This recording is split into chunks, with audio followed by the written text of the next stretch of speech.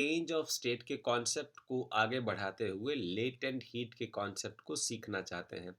हमारा ये जो टेक्स्ट होगा ये चेंज ऑफ स्टेट के जो कॉन्सेप्ट है हमने सीखा है अभी, उसके साथ बिल्कुल रिलेटेड होगा। हम उसी चर्चा को लगभग जारी रखते हुए आगे चलते हैं और आप ये भरोसा रखें कि आपको हर चीज़ बहुत साफ तरीके से समझ आने वाली है।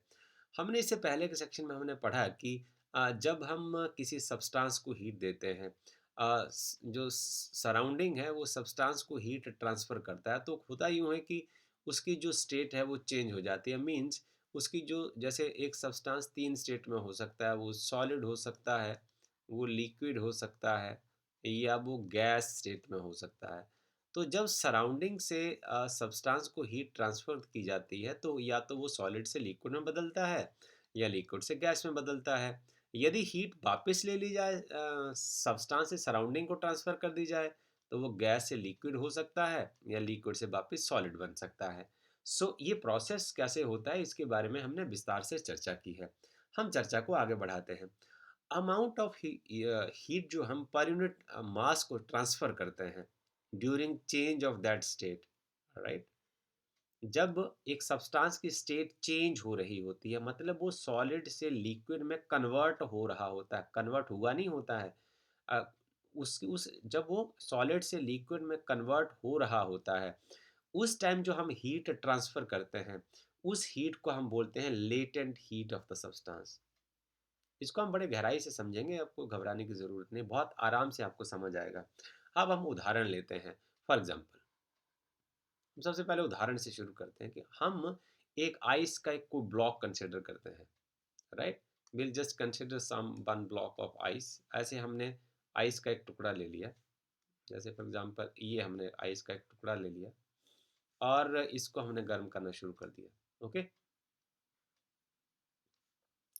सो शुरू में जब ये आइस है तो इसका टेम्परेचर जो है वो बहुत कम है और -10 डिग्री सेल्सियस के आसपास है, ओके? यहाँ यहाँ से आप चलिए, ये फॉर एग्जांपल कि -10 डिग्री यहाँ सेल्सियस है, राइट? अब for example if heat is added to a given quantity of ice at -10 degree Celsius, अब वो प्योर सॉलिड है। आइस जो है वो इस स्टेट में क्या है? वो प्योर सॉलिड स्टेट में है। जब एक मैटर जो है वो एक प्योर या तो सॉलिड में हो या लिक्विड में हो या गैस स्टेट में हो, तो हमने पढ़ा है कि जब हम उसको हीट देते हैं तो टेम्परेचर इंक्रीज होता है। जब हम आइस को टेम्परेचर जैसे -10 डिग्री सेल्सियस के ऊपर आइस है तो हम उसको टेम्परेचर, आई मीन मैं यूँ कहूँगी उसका टेम्परेचर बढ़ाएंगे या हम उसको हीट सप्लाई करते हैं, तो आइस मेल्ट नहीं होती है। जैसे आपने देखा बर्फ के जो पहाड़ होंगे वो जब सन यदि ऊपर से होगा भी तब भी वो मेल्ट नहीं होगी बर्फ। बर्फ एक स्टेज पर आकर मेल्ट होना शुरू होगी, right? So ice, the temperature of the ice जो है वो तब तक बढ़ता चला जाएगा और जो आइस मेल्ट नहीं होगी till it will reaches to the melting point of 0 degree Celsius. तो जब 0 डिग्री सेल्सियस के ऊपर पहुंच जाएगी आइस, तो उसके बाद क्या होगा, वो मेल्ट होना शुरू हो जाएगी एट दिस टेम्परेचर। फिर यदि हम हीट ऐड करते हैं तो होने क्या वाला है, फिर टेम्परेचर चेंज नहीं होगा। आप यहाँ देख लीजिए, अब हम इस पॉइंट को हम मानते हैं ए, ओके? और इस पॉइंट को हम मानते हैं बी और इस पॉइंट का नाम सी रख देते हैं, इसका डी रख देते हैं, इसका ई रख देते हैं और इसका एफ रख देते हैं। अब ए से लेके बी तक यदि हम देखें तो जो आइस क्यूब है जो परफेक्ट सॉलिड स्टेट में है। अब यहाँ यदि आप इसको हीट देते हैं, तो जो हीट है वो सिर्फ़ टेम्परेचर इंक्रीज़ करने के काम आएगी, ओके? अब जब टेम्परेचर इंक्रीज़ होके 0 degree Celsius at point b में पहुँच जाता है, यहाँ टेम्परेचर 0 डिग्री सेल्सियस हो जाता है, आप उसको दोबारा फिर से मेल्ट करना जारी रखते हैं, दोबारा फिर से हीट सप्लाई करना जारी रखते हैं। पर अब यदि आप हीट सप्लाई करेंगे, तो जो आइस का जो टेम्परेचर है वो चेंज नहीं होगा।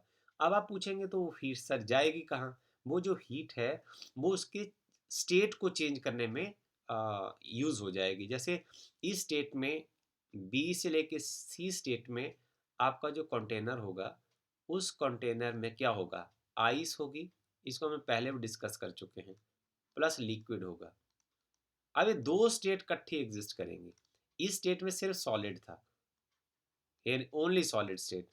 अब इस स्टेट में क्या है, आइस और लिक्विड है। तो जब तक आइस और लिक्विड आप कंटेनर में रहेंगे, आपकी जो दी हुई हीट है वो टेम्परेचर को इंक्रीज नहीं करेगी। इस स्टेट में क्या हो रहा होता है, सारी हीट जो है वो आइस को लिक्विड में कन्वर्ट करने में खर्च हो जाती है।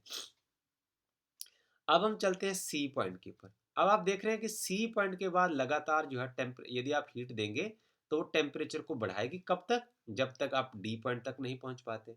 तो सी पॉइंट क्या किस बात को सिग्निफाई करता है, ये बताता है अब सारी सारी जो आपकी आइस है वो मेल्ट होके क्या हो गई है, वो लिक्विड स्टेट में चेंज हो गई। It has change to the liquid state, ये लिक्विड स्टेट में बदल गई है। अब सी से लेकर डी स्टेट तक क्या हुआ, अब यदि आप इसमें हीट ट्रांसफर करेंगे, if you will transfer the heat from the point c to d, what will happen, तो जो दी हुई हीट है वो दोबारा फिर से टेम्परेचर इंक्रीज करने में खर्च हो जाएगी, right. And when you will reach at point D, जब हम डी पॉइंट के ऊपर पहुंचते हैं तो क्या होगा, जो टेम्परेचर यहाँ कितना हो जाएगा, यहाँ हो जाएगा 100 डिग्री सेल्सियस। और 100 डिग्री सेल्सियस पहुंचने के बाद आपका जो कंटेनर होगा उसमें एक घटना घटने लगेगी कि अब जो आपका लिक्विड है वो उसके वेपर बनने शुरू हो जाएंगे। यहाँ हो जाएगा लिक्विड वाटर जो है, और यहाँ उसके वेपर बन जाएंगे। अब यहाँ दो स्टेट इकट्ठी हो जाएंगी तो उसमें क्या होगा, लिक्विड जो है वो लगातार गैस में कन्वर्ट होना शुरू हो जाएगा। अब जब तक लिक्विड और गैस इकट्ठे रहेंगे कंटेनर में तो आपकी दी हुई हीट दोबारा फिर से टेम्परेचर को नहीं बढ़ने देगी। तो कहाँ खर्च होगी वो, लिक्विड को गैस में कन्वर्ट करने में, लिक्विड को या वाटर के वाटर वेपर्स बनाने में। तो फिर ई पॉइंट क्या बता रहा है, ई पॉइंट हमें ये बता रहा है अब लिक्विड सारे का सारा वेपर में चेंज हो गया है। और जब लिक्विड पूरा वेपर में चेंज हो जाएगा उसके बाद आप हीट सप्लाई करना जारी रखते हैं तो बस इस स्टीम का जो टेम्परेचर है इसको इंक्रीज करने में वो खर्च हो जाएगी। तो इतना समझना है हमने इस ग्राफ से। सो नाउ अब हम इसको टेक्स्ट को थोड़ा पढ़ते हैं। At this temperature the addition of more amount of heat does not increase the temperature but cause the ice to melt. हम इस बी से सी पॉइंट की बात कर रहे हैं और इसमें क्या होगा, स्टेट चेंज होगी। कहाँ से कहाँ तक, सॉलिड से लिक्विड तक, राइट। अच्छा, जब सारी की सारी आइस मेल्ट हो जाएगी एट पॉइंट सी की हम बात कर रहे हैं, तो यदि हम दोबारा इसे फिर हीट कर देते हैं तो क्या होगा, टेम्परेचर इंक्रीज होगा। पानी का जो टेम्परेचर है वो बढ़ जाएगा और कब तक बढ़ता रहेगा, 100 डिग्री सेल्सियस तक बढ़ता रहेगा, राइट। और सिमिलर सिचुएशन फिर आएगी जब liquid gas change of state at the boiling point. जब हम बॉइलिंग पॉइंट पर पहुंच जाएंगे मींस 100 डिग्री सेल्सियस तक पहुंच जाएंगे, उसके बाद यदि हम दोबारा हीट ऐड करते हैं तो boiling of the water cause the vaporisation. Okay, so without increase of temperature, तो जो उसके बाद है लिक्विड जो वो वेपर में चेंज होता चला जाएगा बट जो टेम्परेचर है वो इंक्रीज नहीं होगा। The heat required during the change of state depends upon the heat of transformation. तो चेंज ऑफ स्टेट में जो हीट दी जाती है वो डिपेंड करता है, I mean the heat required during the change of state depends upon the heat of transformation. और दूसरी बात, mass of the substance undergoing the change of state. Okay, so यदि हम मान लें कि हमारे पास कोई mass of the substance m है, आपने कोई मास लिया हुआ है जैसे m किलोग्राम हो सकता है, उसके कुछ भी यूनिट हो सकते हैं मास के, और उसकी जो स्टेट चेंज हो रही है from one state to another state, तो हम यदि ये कहें कि the quantity of heat required is given by, तो उसको हम यहाँ लिख देते हैं कि heat required will be equal to Q. This amount of heat is required. This is the mass chosen by you, and this L. So this is the mass of the substance, and this is the latent heat, right? This is latent heat.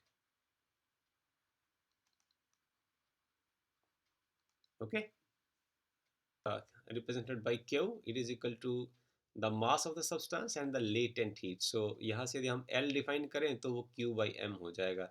So L is known as a latent heat. So latent heat का मतलब आप समझ गए कि जब दो states को exist करते हैं तो उस टाइम जो हीट दी जाती है उसको हम बोलते हैं लेटेंट हीट।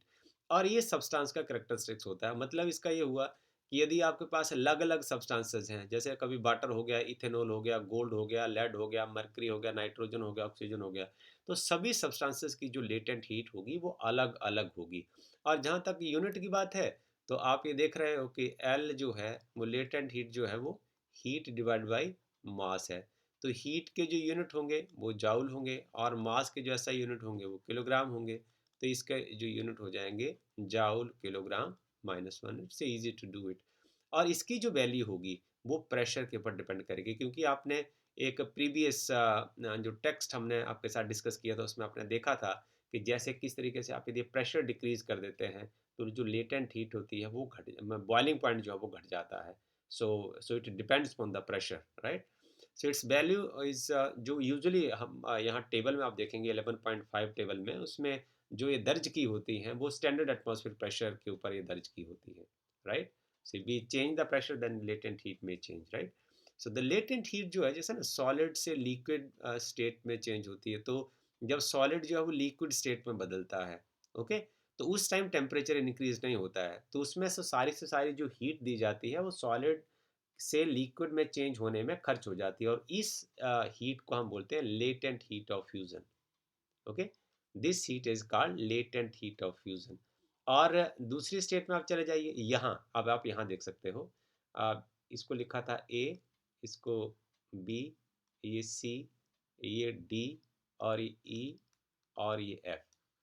तो आप बी सी रीजन में देखें, बी सी रीजन में जो आपने हीट दी इन रीजन बी सी, यहाँ जो आपने heat the, this is called heat of, ये हुई heat of fusion.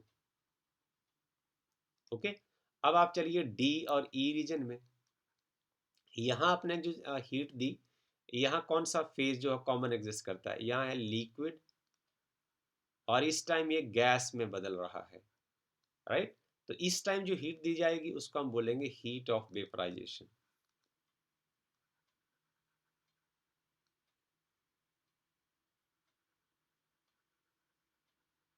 This is called heat of vaporisation, okay. L V से आप लिख देते हैं लेटेंट हीट ऑफ वेपराइजेशन, और इसको हम लिख देंगे L F latent heat of fusion, okay. So these are often referred to as इसको आप हीट ऑफ फ्यूजन और हीट ऑफ वेपराइजेशन में शॉर्ट में आप बोल सकते हैं। अब हम टेबल की बात करते हैं। अब सॉरी, हम फिगर 11.12 की बात करते हैं, the plot of temperature versus heat for a quantity of water. हमने यहाँ बनाया हुआ है, इट्स एनसीईआरटी का फिगर है आपके साथ डिस्कस करने के लिए हमारे पास। So the latent heat of some substances, their freezing and the boiling points, their freezing point and the boiling points are given the table number 11.5।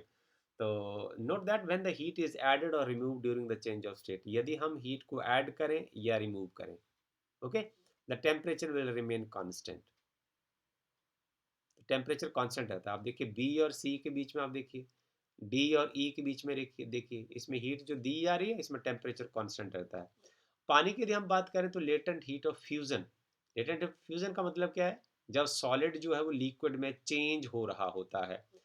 और वेपराइजेशन में क्या होगा, जब लिक्विड गैस में वेपर्स में चेंज हो रहा होता है। आप जरा गौर से देखें पानी का एग्जांपल, ये लेटेंट हीट ऑफ फ्यूजन को आपने समझने की कोशिश करनी है।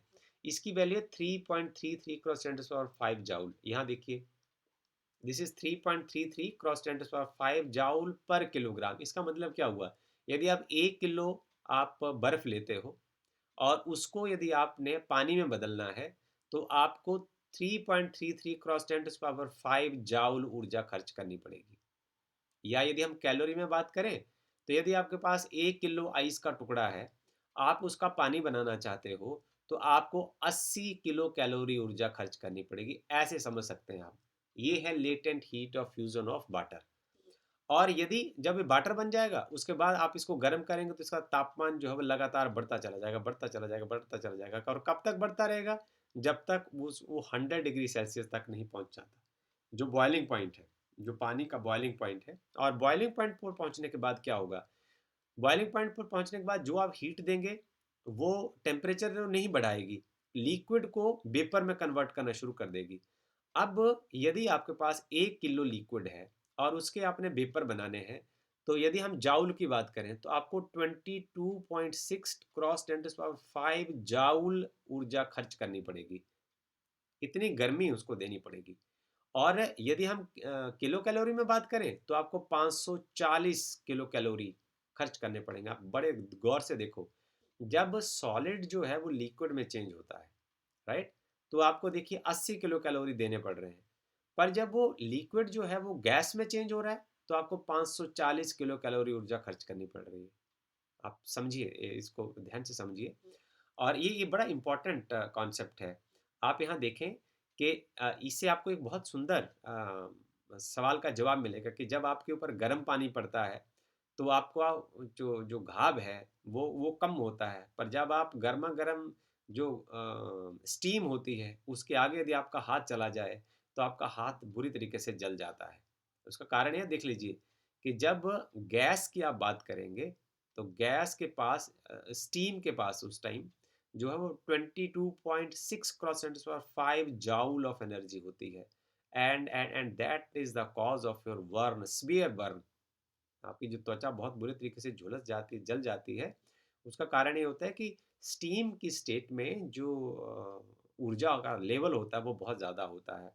So at 100 degrees Celsius, the steam carries the energy of 22.6 cross 10⁵ joule, right?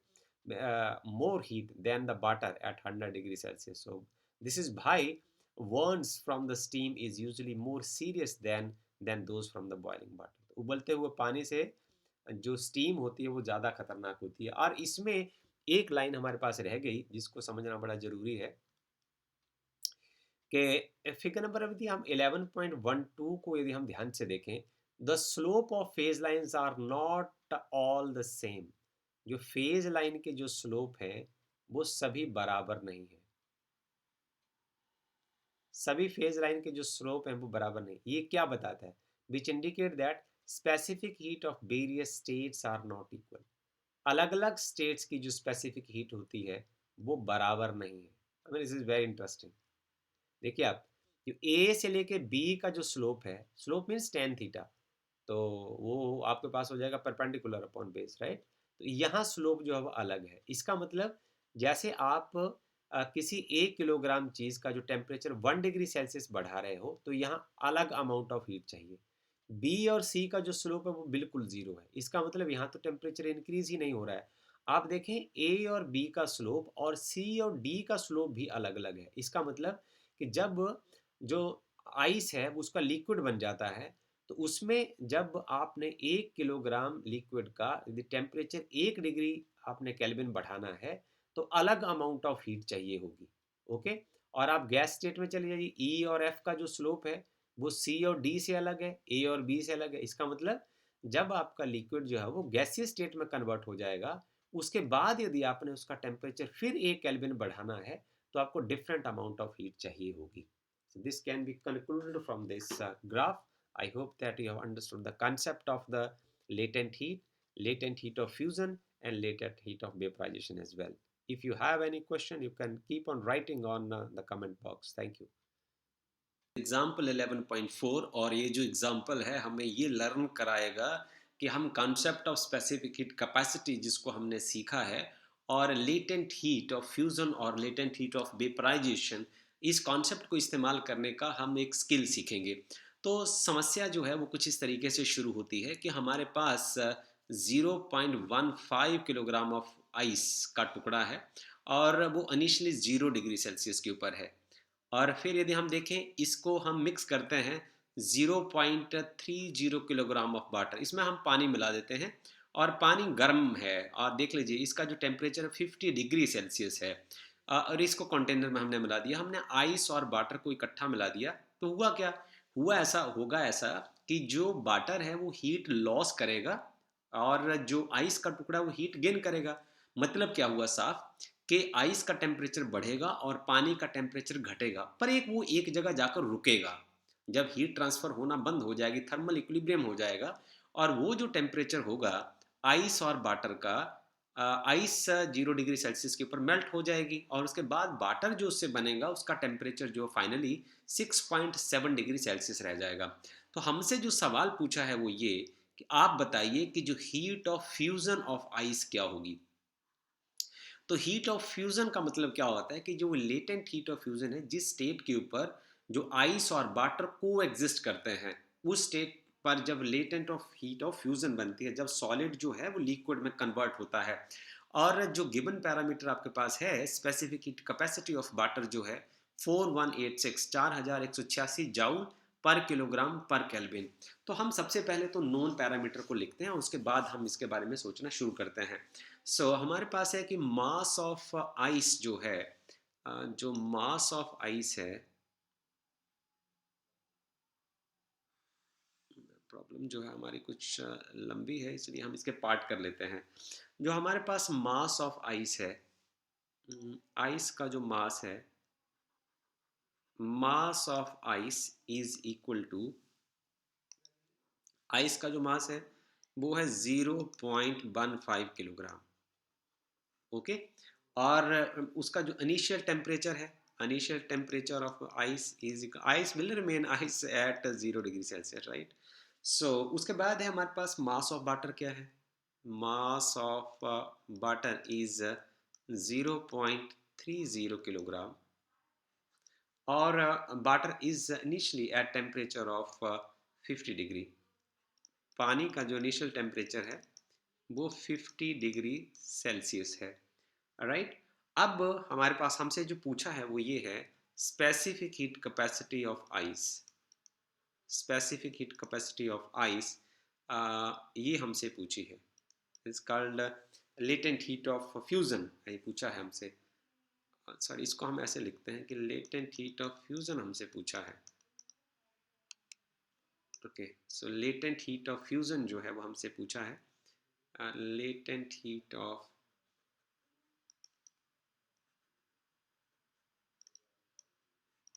Fusion, जिसको हम ऐसे लिख सकते हैं, latent heat of fusion that is unknown for us. Okay.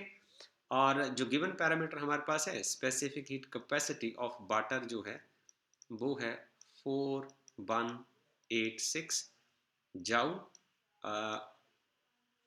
पर किलोग्राम और पर केल्विन। अब सवाल हमारा कुछ इस तरीके से चलेगा, इसमें जो concept, the key idea used here, the concept used is, जिसमें हम कॉन्सेप्ट यूज करेंगे, जो कॉन्सेप्ट यूज्ड, इसमें कौन सा कॉन्सेप्ट हम यूज करेंगे कि जो वाटर हीट लूज करेगा, heat lost is equal to heat gained, ये कॉन्सेप्ट हम यूज करेंगे। बस इतना सा समझना है हमने। ओके। अब हमें ये देखना है कि हीट लॉस्ट कौन करेगा, पानी हीट लॉस करेगा। जो वाटर है वो अपनी हीट लॉस करेगा। सबसे पहले पहले हम ये देख लेते हैं कि जो हीट लॉस कितनी हो रही है। ओके। हीट लॉस का जो फार्मूला आप यहाँ से देख सकते हैं, हमने पढ़ा है कि जो स्पेसिफिक हीट कैपेसिटी है वो होती है 1/मास, and this is delta Q upon delta T, right. This is the heat. यहाँ से आप हीट निकाल सकते हैं, delta Q is equal to M time, this is specific heat, time delta T. यहाँ हम पानी के लिए कर रहे हैं, तो यहाँ मास ऑफ वाटर हो जाएगा and specific heat capacity of water हो जाएगा। सबसे पहले हम कैलकुलेट करते हैं कि जो हमारे पास है हीट लॉस्ट, यहाँ लिख देंगे heat lost.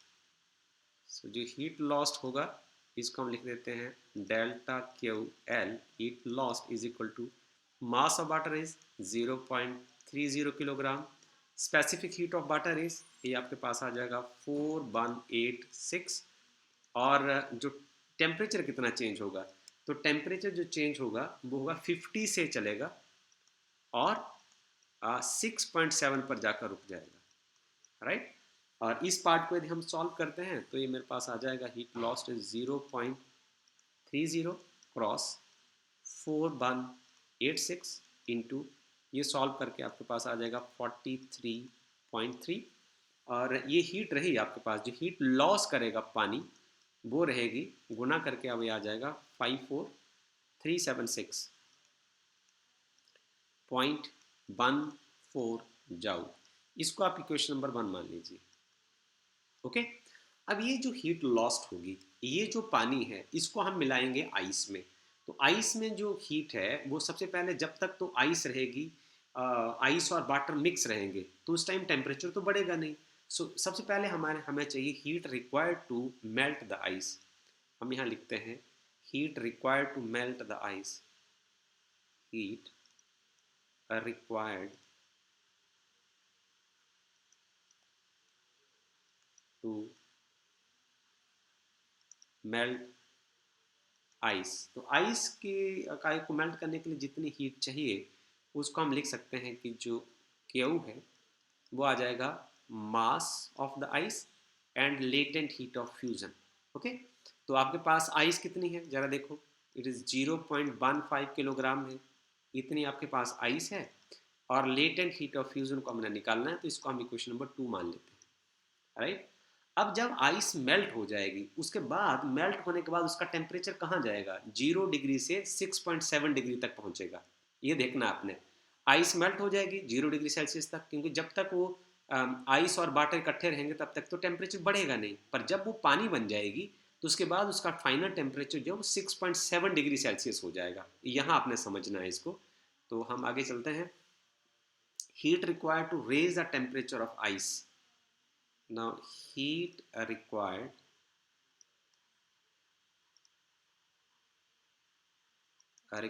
to raise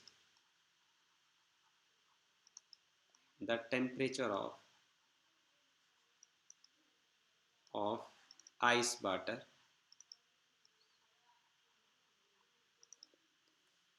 to final temperature.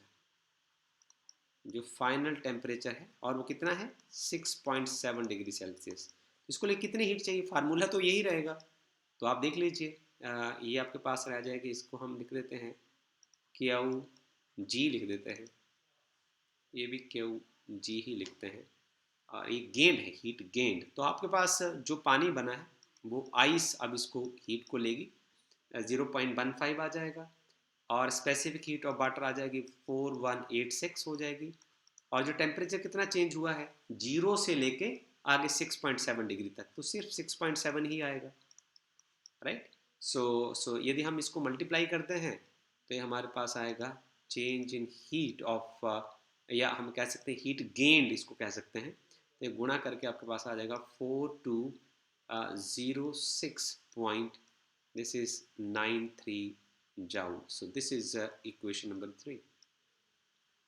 अब हम अपने कॉन्सेप्ट का इस्तेमाल कर देते हैं कि हमारे पास है कि हीट जितनी 0.3 किलोग्राम ऑफ वाटर से लूज हुई, सो हीट लॉस्ट जो है this is equal to heat gained, this is equal to heat gained, heat lost is equal to heat gain. तो हमारी हीट लॉस कितनी हुई थी, पानी से जो हीट लॉस हुई थी, आप इक्वेशन नंबर 1 में देख लीजिए। इक्वेशन नंबर 1 में बता रही कि कितनी हीट लॉस हुई थी। तो ये हुई लॉस जब पानी ठंडा हुआ था 54376.14, and this is equal to, ये हमारे पास हो गया 0.15 latent heat of fusion plus, ये दो पार्ट में आगे डिवाइड हो गई, और यहाँ से हमारे पास आएगा 4206.93 जाओ। राइट। सो यहाँ से आप लिख लेंगे, आपके पास आ जाएगा 0.15 and latent heat of fusion is equal to 54, this is 376.14 minus 4206.93, right. So यदि आप इसको सब्ट्रैक्ट करते हैं या हम सीधा ही सॉल्व कर दें तो भी अच्छी बात है। You can use calculator, you can do by own calculation, anything. So we are here to teach you the concept, right. 14 minus 4206.93 divided by 0.15, right? This is a latent out of heat of fusion is now, इसको solve करके हमारे पास आ जाएगा 334 and 461.4, जिसको आप ऐसा लिख सकते हैं using the concept of significant figures. This is 3.34 cross 10 to the power 5 joule per kilogram. Okay, so this is all about this problem, and this problem was very very interesting, right? I hope that you have enjoyed this. जो कि concept of specific heat capacity और latent heat of fusion और latent heat of vaporisation के concept को clear करने के लिए बनाई गई है, उसको हम करने की कोशिश करते हैं। और ये रहा हमारे पास example number 5 of NCERT। So हमें कहा गया कि calculate the heat required to convert 3 kilogram of ice, this is at -12 degree Celsius. आप यहाँ देखें ज़रा ध्यान से, आपके पास 3 किलो एक आइस का टुकड़ा है और उसका जो टेम्परेचर है वो -12 डिग्री सेल्सियस है। इसको समझना, सवाल को समझना बहुत ज़रूरी है। And kept in a calorimeter to steam up to 100 degree Celsius. आप उसको -12 डिग्री सेल्सियस से गर्म करना शुरू करते हैं और उसका जो तापमान है वो 100 डिग्री सेल्सियस तक ले जाते हैं, और जो प्रेशर है उसको आप एटमॉस्फेयर प्रेशर के ऊपर फिक्स रखते हैं। ओके, सो नाउ हमें स्पेसिफिक कैपेसिटी आइस की दी हुई है, वो है 2100 जाउल। 1 किलो आइस को यदि आप गर्म करें और उसका टेम्परेचर 1 केल्विन बढ़ाना हो तो 2100 जाउल लगेंगे। और स्पेसिफिक कैपेसिटी ऑफ वाटर है जिसको हमने पहले भी इस्तेमाल किया है, this is 4186 4186 joule per kilogram per kelvin. और जो latent heat of fusion of ice, fusion of ice का मतलब आप समझते हैं कि जब सॉलिड जो है वो लिक्विड में कन्वर्ट हो रहा होता है और टेम्परेचर चेंज नहीं होता, तो उस दी गई हीट को हम बोलते हैं लेटेंट हीट ऑफ फ्यूजन। और ये रहेगी 3.35 cross 10 to the power 5 joule यदि आपने 1 किलो आइस के टुकड़े को लिक्विड में बदलना हो। और यदि आपने 1 किलो पानी को वेपर में बदलना हो तो आपको हीट लगेगी 2.256 cross 10 to the power 6 joule. So इस स्टेज के ऊपर इस दी गई हीट का नाम होता है लेटेंट हीट ऑफ स्टीम और लेटेंट हीट ऑफ वेपराइजेशन। तो हमारा सबसे पहला काम यह है कि हम नोन पैरामीटर्स को लिख लेते हैं और उसके बाद हम इसके ऊपर चर्चा करना शुरू करते हैं। तो ये रहे हमारे नोन पैरामीटर कि जो आइस का मास है वो 3 किलोग्राम है। ओके, और आइस का जो इनिशियल टेम्परेचर है वो -12 डिग्री सेल्सियस है, और जो फाइनल टेम्परेचर स्टीम का है आपने कैलोरीमीटर में इसको डाल के 100 डिग्री सेल्सियस तक इसको गर्म करना है। और प्रेशर जो है आपने एटमॉस्फेयर प्रेशर जो है वो चूज कर रखा है, राइट। अब यदि हम बात करें तो स्पेसिफिक कैपेसिटीज हमारे पास दी हुई है। स्पेसिफिक कैपेसिटी ऑफ आइस जो है वो 2100 joule per kilogram per kelvin, और specific capacity of water as we have studied above 4186 joule per kilogram per kelvin. और latent heat of fusion when solid will change to liquid, इस state में जो solid है वो liquid में change होता है। तो हम सीधा कहें इस स्टेट में आइस जो है वो वाटर में चेंज हो रही होगी। ओके, और इस स्टेज में टेम्परेचर कितना रहेगा? 0 डिग्री सेल्सियस, वो बढ़ेगा नहीं। ओके, इस टाइम जो आप हीट देते हैं उसको हम बोलते हैं latent heat of fusion. Okay, और इसी तरीके से लेटेंट हीट ऑफ स्टीम या लेटेंट हीट ऑफ वेपराइजेशन भी हम कह सकते हैं। तो इस स्टेट में होता क्या है, इस स्टेट में जो लिक्विड है, इस स्टेट में जो लिक्विड है वो वेपर में चेंज हो रहा होता है। ओके, और इस समय जो आप हीट देते हैं वो लिक्विड टेम्परेचर तो बदलता नहीं, तो टेम्परेचर इस स्टेट में क्या रहेगा? 100 डिग्री सेल्सियस, वो बदलेगा नहीं। कब तक? जब तक सारे का सारा लिक्विड जो है वो वेपर में चेंज नहीं हो जाता। और सारी इस स्टेज पर दी गई हीट को हम बोलते हैं लेटेंट हीट ऑफ वेपराइजेशन। तो हमारा जो सवाल है वो बहुत अब साधारण हो गया है। देखिए, हम आइस के टुकड़े को लेंगे जो शुरू में -12 डिग्री सेल्सियस के ऊपर है। ये देखिए, आप मैंने यहाँ मार्क किया एट पॉइंट ए के ऊपर, आप नज़र दौड़ाइए। सिंपली आपको बड़ा सवाल ये बहुत साधारण लगेगा।